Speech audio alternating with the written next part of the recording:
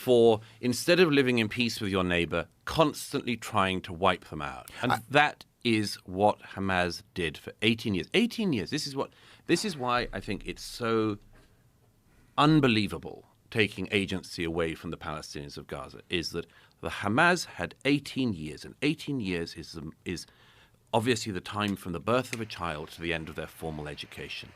They literally had the opportunity to create a generation in Gaza that wanted to live beside their Israeli neighbors. And from everything I've seen since the 7th of October in the region, and from all of the dead and the survivors and the family members I've seen, so many of them, particularly the people in the south who were attacked on the morning of the 7th, were literally people who dreamed of living in peace with their Palestinian neighbors.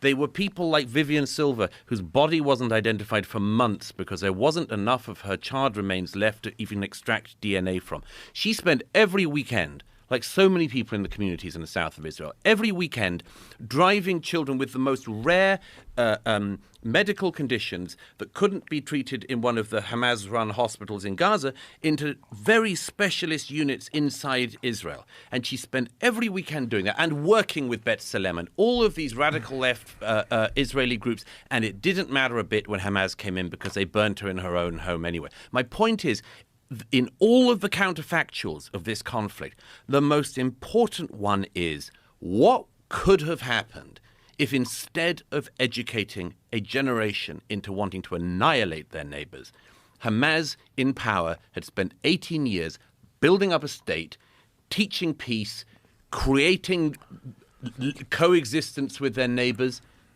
You think any of the people on the kibbutzim in the south or the young people dancing at the Nova party weren't dreaming of the day that the Palestinian government in Gaza would have created those conditions for them to live beside as well?